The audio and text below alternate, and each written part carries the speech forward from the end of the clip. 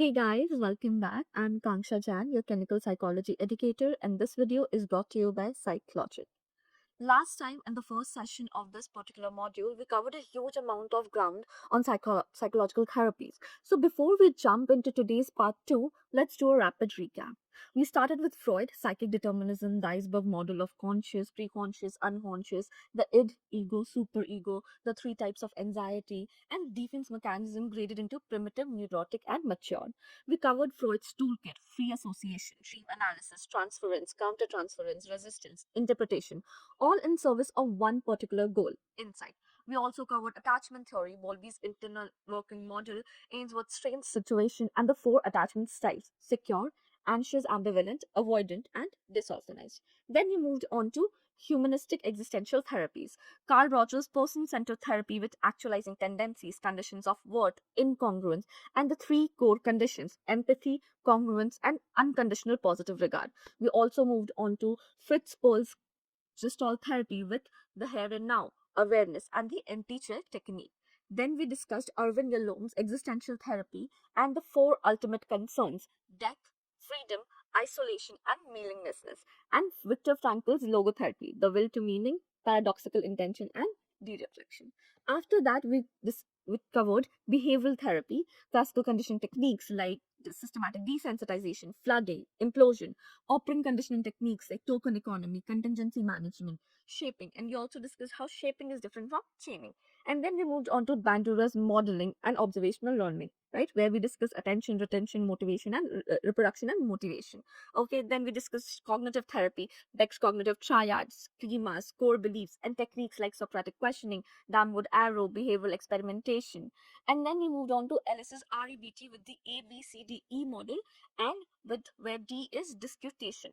Finally, we trace the evolution beyond Freud, where we discussed object relations, cohorts, cell psychology, brief psychodynamic therapy, and Greenberg's emotion focused therapy. So that's the full landscape of the traditional therapy schools. Today, in part 2, we are covering three big remaining areas that are extremely high yield for UGC NET and CUET PG.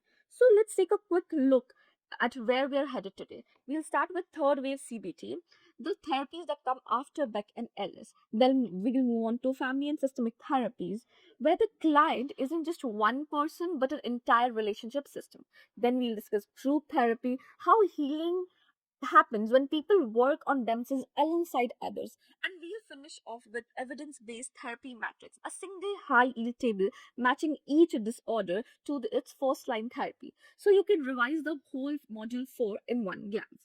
And if you would like detailed notes that are concise, that are beautiful, that are packed with mnemonics and examples, which will help you understand better, relate better, the link is in the description. Okay. So, in the last session, we spent a lot of time with Beck and Ellis. Together, their approach is often called something known as second wave CBT. Okay? Beck and Ellis. Right. First wave CBT, remember, was pure behavioral therapy. First wave was behavioral therapy. Okay. Skinner, working directly on behavior. Second wave added a cognitive layer. Beck and Ellis working on the content of thoughts, challenging distortions, restructuring beliefs, disputing irrational demands. Then came third wave CBT. Third wave CBT asks a different question. Instead of, is this thought true or false? Let's fix it. It asks, what if instead of fighting the thought, we just change our relationship with it? The goal shifts from changing what you think to changing how you relate to what you think. It is through acceptance, through mindfulness, and psychological flexibility rather than cognitive restructuring. Think of it as second wave CBT is like arguing with an unwanted house guest until they leave. Third wave CBT is like realizing that the house guest can stay and you can still get on with your day around them. One line to remember is third wave therapies focus less on eliminating thoughts and more on responding to them differently. Okay? So, this slide here about the third wave CBT family is basically the map for the next whatever we are going to discuss. Different therapies, same underlying purpose: helping people live better, follow lives, even alongside difficult thoughts and feelings. So, let's name each one quickly before we go deep into the big three. So, the first one is MBCT. It was given by Segal, William, and Teasdale. It prevents relapsing recurring depression, blending CBT with mindfulness. Then we have ACT. ACT was given by Stephen Hayes. It increases your psychological flexibility through acceptance and value-based living. Then we have DBT by Marshall Linehan. It builds emotion regulation, originally for BPD. We have discussed this a number of times now. MBSR was given by John Kabat-Zinn. It is mindfulness-based stress reduction. It reduces stress by changing how we relate to the thoughts, not eliminating them. Then we have schema therapy by Jeffrey Young. It changes lifelong, deep-rooted patterns using the concept of schema nodes or schema modes. Okay? Then we have compassion-focused therapy by Paul Gilbert. It reduces shame and self-criticism by cultivating self-compassion. Now we'll go deep on MBCT, ACT, and DBT, the three that gets asked the most, and we'll cover Kabat-Zinn, Young, and Gilbert quickly in the rapid revision slide a little later. Okay. So when we talk about MBCT, mindfulness-based cognitive therapy, again, it was developed by Segal, William Teasdale, Zindel Segal, Mark Williams, and John Teasdale. Now, here is a clinical problem that we are trying to solve. Depression has this very nasty habit of coming back. Someone recovers from one depressive episode, feels fine for months, and then a small setback, a bad day, a critical comment triggers the exact same negative thinking spiral, and they slide right back into depression. Segal William Teasdale asked, what if it's not just the thoughts themselves, but how automatically and completely we get pulled into them? That causes the relapse? Their solution was, we'll combine Beck's cognitive techniques with mindfulness-based reduction. Mindfulness. Okay, so they're combining Beck's technique with mindfulness meditation. And this mindfulness meditation is built directly on John Kabat-Zinn's MBSR, mindfulness-based stress reduction. Okay, remember the difference. Okay, MBCT is a combination of the cognitive techniques plus mindfulness meditation. So MBCT is not equals to MBSR. Okay, so instead of arguing with a negative thought like I'm going to fail again, the client learns to simply notice the thought arising, label it as just a thought, and let it pass without getting swept into the old spiral of rumination. So, MBCT's primary purpose is to prevent relapse in recurrent depression, specifically for people who have already had multiple depressive episodes. It's not usually the first line treatment for a single episode of depression. Okay, so now if you can see here, we have NICE. Nice. NICE is the UK's National Institute for Health and Care Excellence. It recommends MBCT specifically for recurring depression. Okay, remember this. This is one of examples. Okay, so what does MBCT actually look like in a session to session? Three core practices. Three core practices. First one is body scan. Systematically bringing attention to different parts of the body, noticing sensations without judgment, which anchors attention in the present moment instead of in worried thoughts. Then we have mindful movement, gentle, slow movement or stretching, done with full present moment awareness, similar to what you see in yoga based mindfulness work. Okay, then we have mindfulness of thoughts. This is the heart of the whole approach. Okay, it is basically learning to relate to your thoughts differently. Watching a thought like, I'm worthless, arise and pass. The way you would watch a cloud drift across the sky rather than climbing inside it and believing every word of it. Okay. And in terms of format, if we talk about MBCT, typically runs as a structured weekly group sessions combined with daily home practices between sessions. So clients build a skill outside the therapy room too. Group-based delivery is actually one of its practical strengths. It can reach more people at once than, one-on-one therapy. And how many sessions do we require? We require at least 8 sessions. Okay, 8 sessions. Now let's move on to ACT, Acceptance and Commitment Therapy. Okay, this was developed by Stephen Hayes, and honestly, it is one of the most heavily tested third-wave therapies right now. Its core philosophy in one line is you don't have to control your thoughts, you just have to change your relationship with them. Okay, so we're accepting the thoughts instead of fighting them. Think about how exhausting it is to Try to not think about something. Say, don't think about a pink elephant. And ultimately, what happens within 2 seconds, there's a pink elephant in their head, right? That was exactly Hayes' point. The harder we fight to suppress or control a thought, the more power we accidentally give it. ACT proposes something almost counterintuitive. Stop fighting the thought altogether. Okay, so the central goal is psychological flexibility. Psychological flexibility, what is it? It is basically the ability to accept those difficult thoughts and feelings instead of fighting them. Okay, while still choosing to act in the ways that align with what actually matters to you. And what actually matters to you are your values. Okay, so you still act according to your values. Notice the two part. You accept the internal experience. You first accept the internal experience, and then you act on your external values. You act on your external values. Okay. Okay, now remember, psychological flexibility is not about feeling good all the time, and it is not about controlling your mind. It's about choosing how to act and live, even while difficult thoughts and feelings are present. So, watch for MCQ options that describe ACT as eliminating negative thoughts.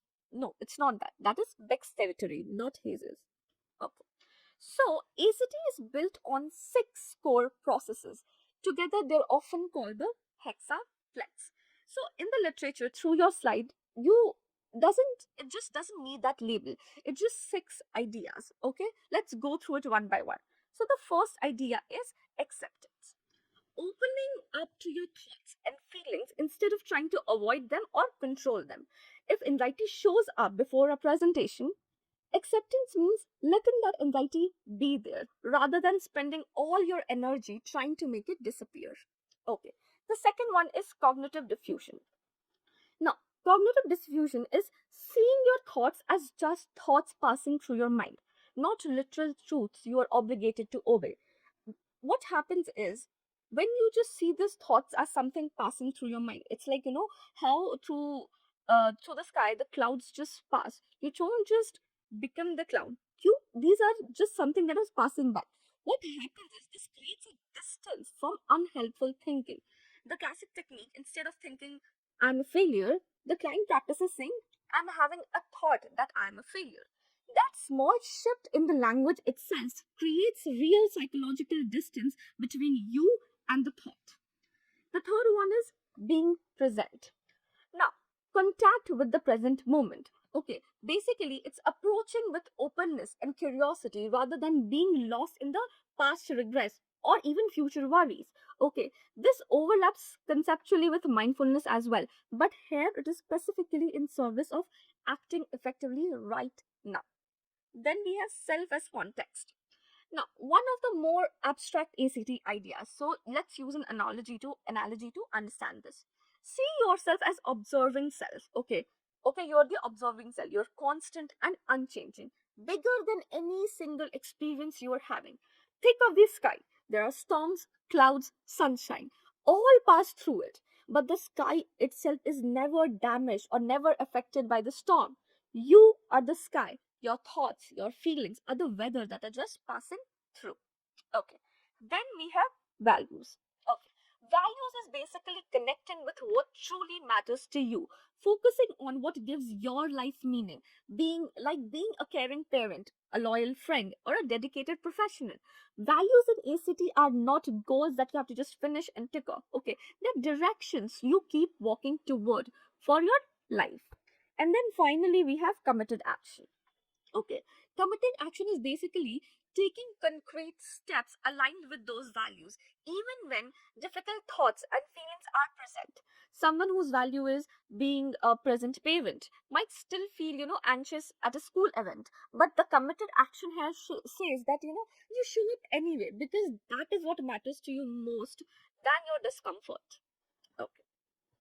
So these were the 6 core processes, right? Now let's compare this with the traditional CBT. Okay, and we start with an exact same thought. What is that thought? The thought is I will fail. I will fail. Now, traditional CBT sequences, you notice the thought, you challenge the thought. What's the evidence? Is there any other explanation? Now, what happens is this challenging reduces the anxiety, and the person ends up in a with a revised, more balanced thought. Something like, I know what I that I probably won't fail. That the whole aim is to change the content of that thought. The content of the thought. Okay. Now, easy sequence with the exact same thought would be you notice the thought. You first notice the thought. And then you just accept it. You do not fight it. Okay. And then, even then, you act according to your values. Anyway. And then the internal language shifts. It shifts from I'm having the thought that I will fail.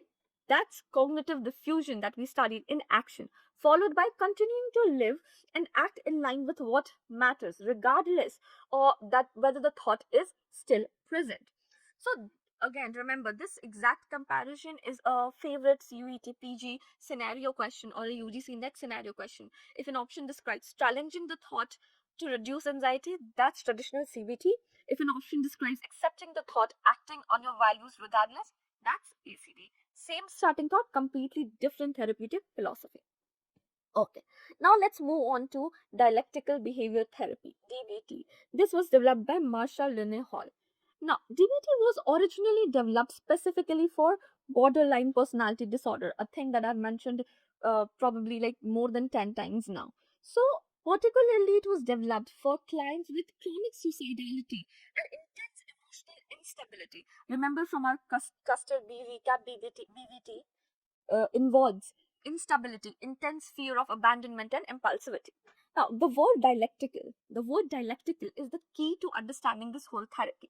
A dialectic means holding two seemingly opposite things as true at the same time. And DVT's central dialectic is acceptance plus change. Acceptance plus change. The client needs to be radically accepted exactly as they are right now and simultaneously work toward changing unhelpful patterns. So, neither pure acceptance nor pure change alone works for this population. You need both balanced together. Now, DBT teaches four skill modules. Four skill modules. Think of these as actual toolkits clients learn and practice. So the first one is mindfulness. This is the foundational module underneath all the others. Okay, observing and describing experience without judgment, staying anchored in the present moment. Every other skill in DBT builds on this particular base. Then we have distress tolerance. Skills that you need for surviving a crisis without making it worse. Getting through an intensely painful moment without resorting to self harm, substance use, or any other destructive behavior. This is about tolerating pain in the short term, not fixing the underlying problem yet. Okay. Then we have emotion regulation. These are the skills for understanding, naming, and managing intense emotions, reducing your emotional vulnerability and increasing positive emotional experiences over time. And the fourth one is finally interpersonal effectiveness. These are the skills for asking for what you need, for saying no. Okay, that is an important skill. For managing conflicts in relationships while still maintaining what? While still maintaining your self respect. Very important. While still maintaining your self respect and the relationship itself. Okay. Now, here we are going to discuss standard DBT program. So here are where the student gets confused the most. Confusing the skill modules we just covered with the actual components of DBT treatment delivery. Those are two different things. Okay. A standard comprehensive DBT program has four components. First one is individual therapy. Okay. So, individual therapy is one on one sessions focused on applying skills to the client's specific life situations and reducing target behaviors like self harm. Then we have group skills training. This is a separate group session specifically for teaching those four skill modules that we just covered. Okay, so those four skill modules are taught in this group skills training. Okay, then we have phone coaching. Now, phone coaching is basically a brief session to brief between session phone call or phone contact, so the client can get real time coaching on using a skill exactly when a crisis is happening, not just talk about it afterwards or after the fact. And then we have a therapist consultation team, a support and supervision group for the therapists themselves, since treating high risk, high emotion clients is genuinely a demanding work. And DBT explicitly builds in support for the treatment providers too. So remember, students often confuse this slide with the skills module slide. Remember, mindfulness, distress tolerance, emotion regulation, interpersonal effectiveness are the skills being taught. Individual therapy, group skills training, phone coaching, and therapist consultation team are a delivery structure. What are they? Delivery structure. Okay, these are delivery structure. Okay, for the whole program, two different lists. Okay, and they're frequently tested against each other. Okay, before we move forward, let's do a quick rapid fire before we leave the third wave CBT. Three more founder technique pairs worth locking in, since we have only touched them briefly on the overview map. So the first one is MBSR. MBSR is mindfulness-based stress reduction. Now, this was given by John Kabat-Zinn, as we already talked about it. Okay, it is an 8-week structured program combining meditation and yoga, originally developed for chronic pain and stress, and it's the foundation of CBT. CBT was later built on top of. Okay, then let's move on to schema therapy. Schema therapy was given by Jeffrey Young. Now, this was designed for deeply rooted lifelong patterns, especially in personality disorders that did not respond itself to standard short-term CBT. Young's key concept is schema modes. Schema modes. What is schema modes? Different emotional states or coping styles a person can flip between, like a vulnerable child mode to a punitive parent mode, each carrying its own beliefs and behaviors. Then we have compassion focused therapy by Paul Gilbert. Okay, this is designed specifically for clients with high shame, high harsh self criticism, often trauma survivors, often for trauma survivors.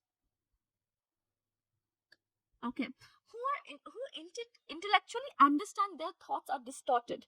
Okay, but still cannot feel better because the missing ingredient is self compassion. It is self compassion, not logical analysis. CFT deliberately cultivates self compassion as an active therapeutic ingredient. Okay, now that we have covered all the third wave therapies, let's move on to a completely different lens. Every therapy we have covered so far, Freud, Rogers, Beck, ACT, DBT, treats the individual as a unit of therapy. Family and systemic therapy or therapists ask a different question. What if the problem does not live inside one person at all? What if it lives in the relationships and patterns surrounding them? So instead of understanding the person in isolation, systemic therapists understand the person within their relationships, and the impact of those relationships have on maintaining or resolving that distress. This is a genuine paradigm shift worth three foundational concepts before we meet individual therapists, family therapists. So let's talk about first circular causality. Now, traditional thinking is linear. A causes B, a child misbehaves, parent punishes. Systemic thinking is circular. It's circular. Okay, the child misbehaves because the parents are constantly fighting, and the parents fight partly because they're stressed about the child's behavior. So it's a loop, not a straight line, and no single person is simply the cause. Then we have homeostasis. Now, homeostasis, families, like any other system, tends to resist change and maintain their usual balance. Even when that balance is unhealthy, a child's symptom might actually be serving as an unspoken function, like keeping parents united against a shared problem instead of confronting their own marital conflict directly. So, change one part of the system, and the rest of the system often pushes back to restore that old equilibrium. Now let's talk about first subsystems. Now subsystems within any family, there are smaller units. So if there is a family of 5, we also have a wife-husband relationship, the spousal system, the child-parent relationship, the parental subsystem, the child-child relationship, the sibling subsystem, each within its own boundaries, its own roles, its own rules. So healthy family functioning depends partly on these subsystems having clear, appropriate boundaries. And what are these boundaries? Defined roles, defined rules, right? Okay. Now, before we move on to discussing these family therapies in detail, let's know how you can attempt the mock test for this particular session. So you can find the link in the description. You go and click on that link. You enter your name, your registered email address, and the test code for this particular session. The test code for this particular session is AK659. AK659. Remember, do not leave spaces when you're entering your email address or the test code. Okay? Go attempt the mock test and understand what you have learned, what needs more focus. Okay. Our first named family therapy model was developed by Murray Bowen. Murray Bowen, an American psychiatrist. Okay. Bowen's central philosophy, which sounds almost paradoxical at first, is change yourself, not others. Change yourself, not others. Okay. Now, instead of trying to fix your partner or your sibling, Bowen therapy focuses on how much you can change your own emotional functioning within the system. And that shift often changes the whole system dynamics because you are one node in a connected web. You are one node in a connected web. Let's look into different parts of it. Okay. First, we have differentiation of self, probably Bowen's single most important concept. Okay. It is the ability to maintain your own clear sense of self, your own thinking, your own values, while staying emotionally connected to the others. Basically, without being swallowed by their emotions or constantly needing their approval. A highly differentiated person can stay calm and think clearly even during a heated family argument. A poorly differentiated person, what we're talking about, differentiated. So, a healthy differentiated person calmly can think in a heated family discussion. But a poorly differentiated person gets easily swept up into the group's emotional reactivity, the emotional high instantly. Then we have triangles. Now, when tension builds between two people, so people one and person two. Okay, what happens is a third person often gets pulled into to stabilize things. For an example, instead of a couple directly trying to resolve their conflict with each other, they both will focus their energy and worry on the child. And what happens is the child will become the emotional outlet for the couple's unaddressed tension. So triangles reduce anxiety in short term but avoids the real issue. Okay. Then we have genograms. Now, it is a visual mapping tool. It is like a family tree, but it is for emotional and relational patterns, mapping family patterns and relationships across multiple generations to understand how the same conflict or pattern repeats generation after generation. Then finally, we have emotional fusion, the opposite of good differentiation. Okay, the opposite of good differentiation. It is over involvement with where personal boundaries blur and individuals essentially lose their separate sense of self within the relationship. Example, a parent who feels literally unable to function when their child, who is an adult by the way, is upset. Okay. Now, two more classic Bowen terms worth knowing for the exams are: first is emotional cutoff. Emotional cutoff. What do we understand by this term?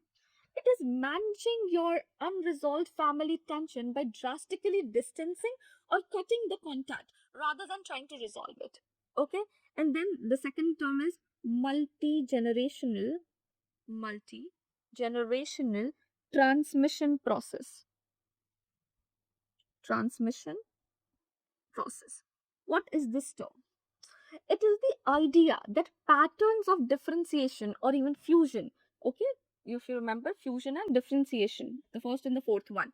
Okay, the patterns of differentiation or fusion get passed down across generations. Okay, it is getting passed down across generations as something that you're inheriting from your parents, grandparents, great grandparents. So if an MCQ mentions any of these terms, differentiation, triangles, xenograms, emotional fusion, emotional cutoff, think of Bowen immediately. Okay. Now let's move on to narrative therapy. Narrative therapy takes a completely different angle. Its most famous line is, which you should absolutely remember by the way, the problem is the problem, not the person. Okay.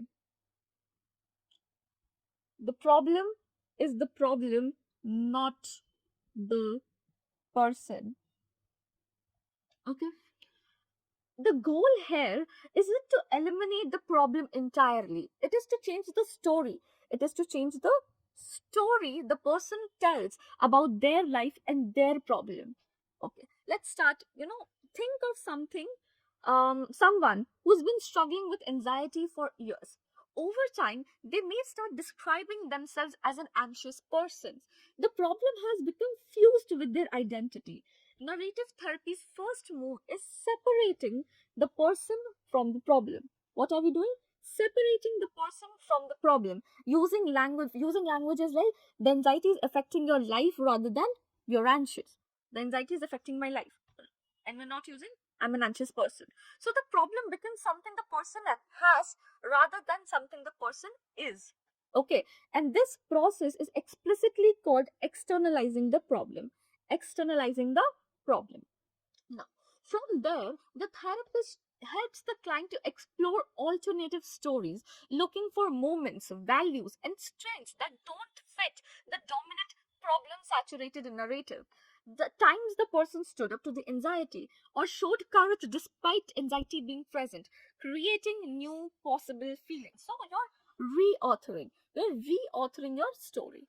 And finally, the client works to live the new story, building an actual life aligned with these newly discovered values and possibilities rather than the old, narrow, problem dominated identity. So now they're trying to live the new story, their preferred identity. So, if I have to give a one line summary, is narrative therapy's goal is not to eliminate the problem but to change the story. And the phrase, the problem is the problem, not the person, is directly associated with narrative therapy. And who gave narrative therapy, by the way?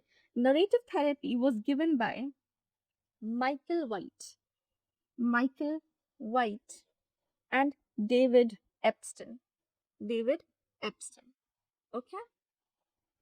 Now let's move on to the next therapy, which is solution focused brief therapy. Solution focused brief therapy was developed by Steve D. Shazer. Steve D. Shazer, solution focused brief therapy flips the usual therapeutic instinct on its head.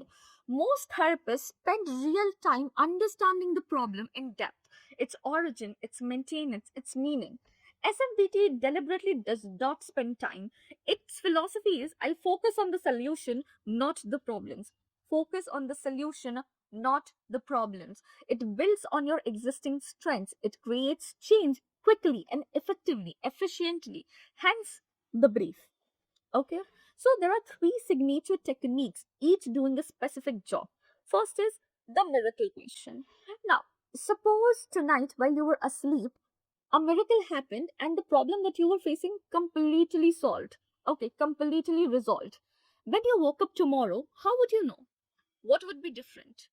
This helps the client to vividly imagine it thoroughly, a future where the problem is already solved, which often reveals a specific goal. What is it revealing? A specific goal. Okay, that they did not even realize that they had in the first place. Then we have scaling question. On a scale of 1 to 10, where are you today? And what would it take to move just 1 point higher? What happens is that this helps the client to rate their own progress, first of all, and also identify small realistic steps that they will take forward rather than getting overwhelmed by the whole full distance, to getting fully better. Okay. Then we have finally exception finding questions. Tell me about a recent Tell me about a time recently when this problem did not happen or was less intense. What was exactly different about that day? Now, this helps the client to identify times when the problem does not occur and explore exactly what conditions make that possible, because those exceptions often contain the seed of the solution. The seed of the solution. Now, remember, who is the founder? Steve Shazer. Core philosophy line is small change today creates big difference tomorrow. So if an exam mentions the miracle question specifically, that is SFBT, full stop. It does not belong to any other family therapy model. So now two more therapies or two more approaches that are worth pairing together, since they're often confused with each other and both focus on changing the family system rather than any one individual within it. Okay, it says that change the system and the person's symptoms will often change too. Till now, we were trying to change one person and system around it. Right now, we're trying to change the system, so the person's symptoms often change too. So the first one is strategic family therapy. Okay, now strategic family therapy was given by Haley. Okay, here the therapist takes a very active, very directive role, very active and very directive role. Okay, directives. The therapist gives family specific tasks or instructions, specific tasks or instructions to change how they interact.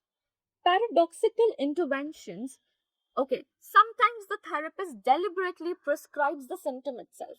It is, similar in spirit to Frankel's paradoxical intention, if you remember. So, for instance, a couple who constantly argues are asked to, schedule a specific argument at, let's say, 7 p.m. every evening, which often disrupts the, automatic, unplanned pattern of fighting. Now you have a particular time to fight. So, in strategic therapy, the therapist is leading. The therapist is leading. Now let's look into the Milan system of therapy. It is a more softer, more collaborative approach by Salvini Palozzi. Okay, and it is from the Milan group in Italy, hence known as Milan, right?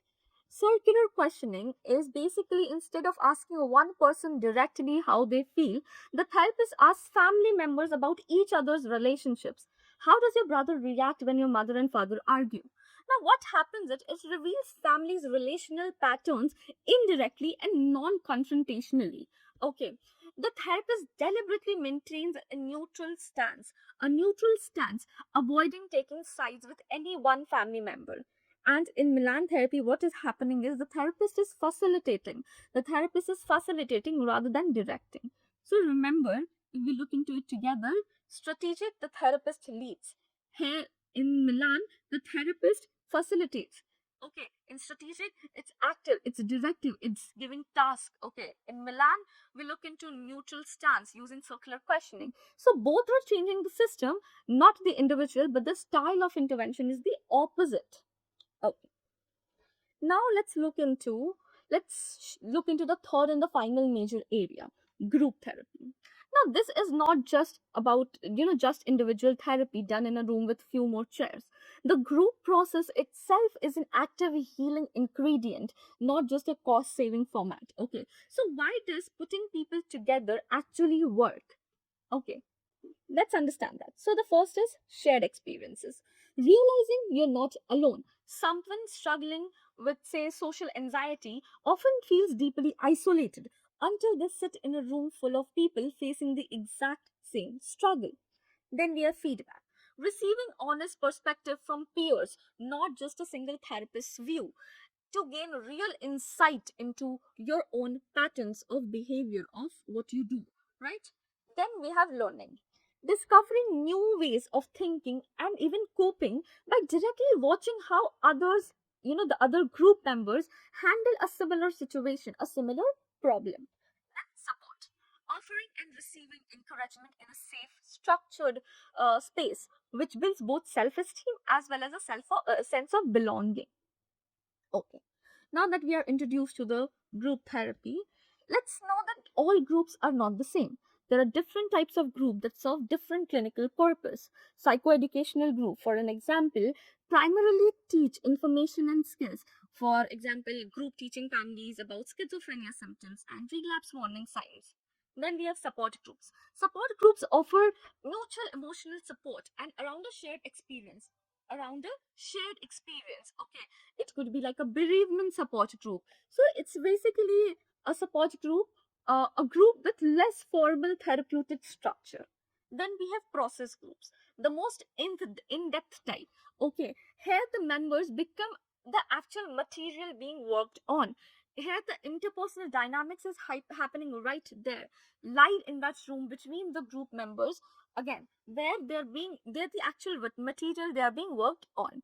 Then finally we have self-help groups. These are peer-led, often without a therapist, a professional therapist even facilitating. It is like alcoholic anonymous or narcotic anonymous or gamblers anonymous. Okay.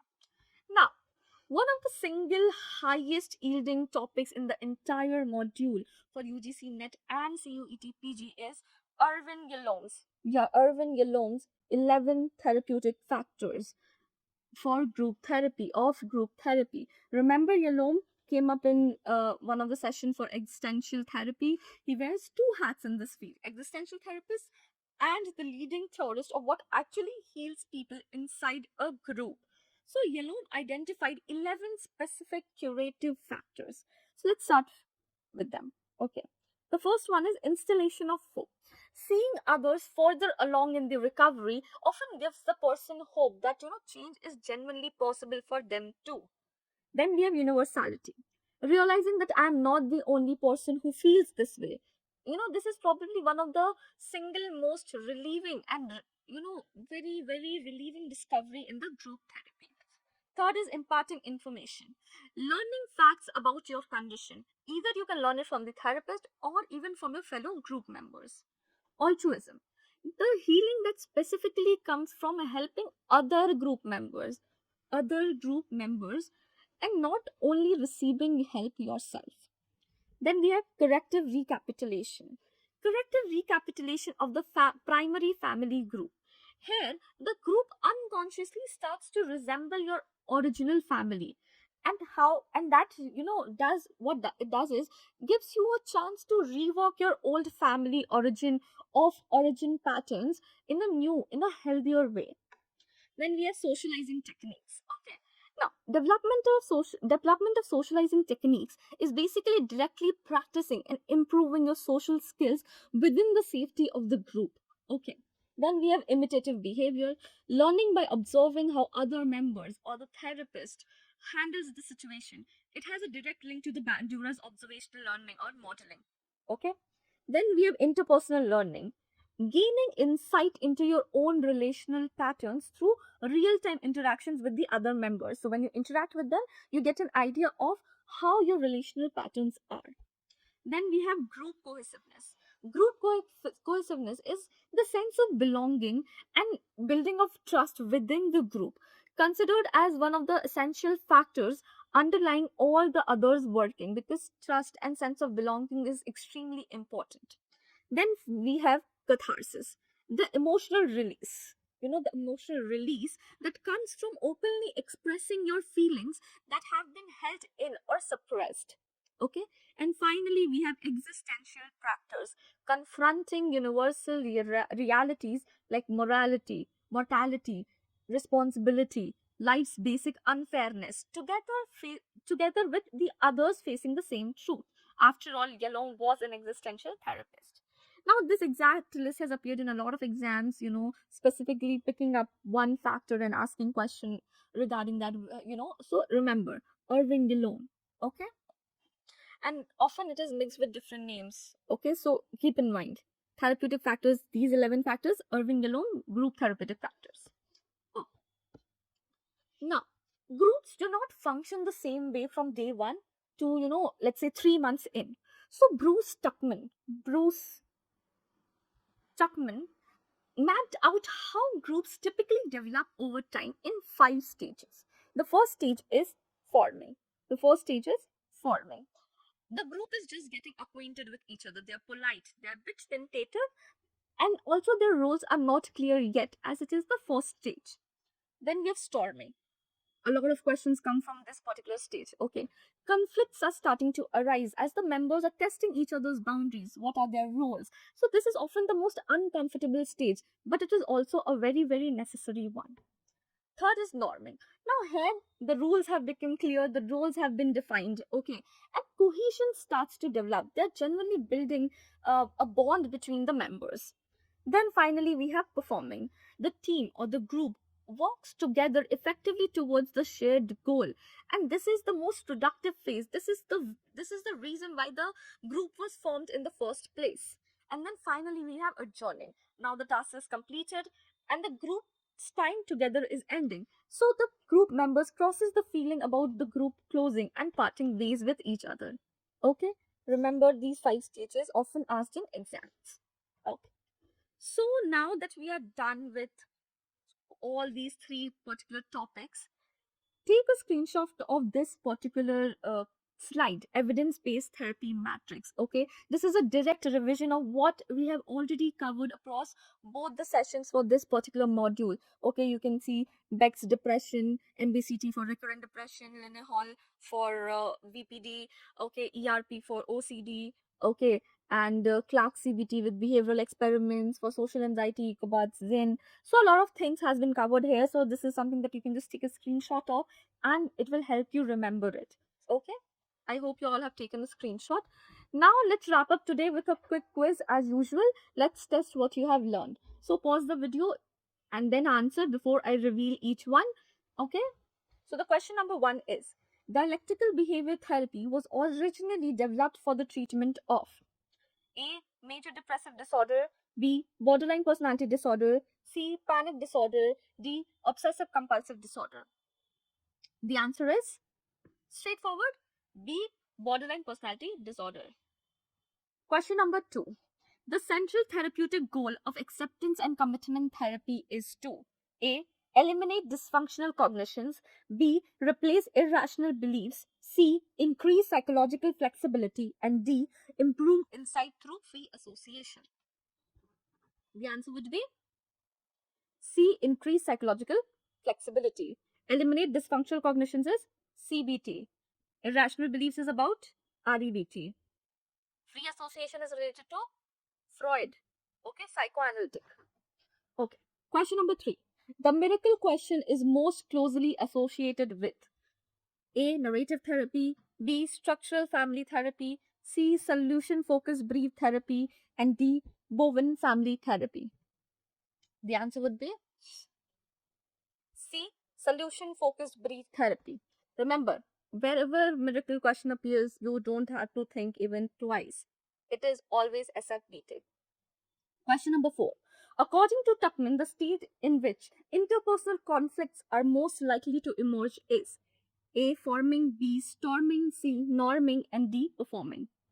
The answer would be B. Storming. A, the group is just forming the first stage.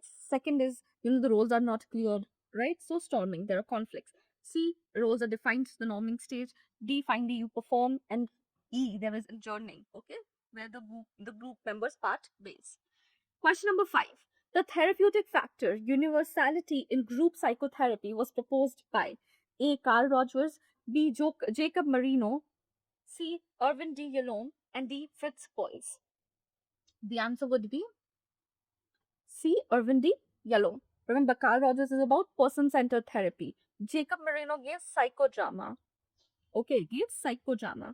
Irvin D. Yalom is about group therapeutic factors as well as existential therapy. And Fritz Perls is about gestalt therapy. Okay. So with this, today we have completed the picture.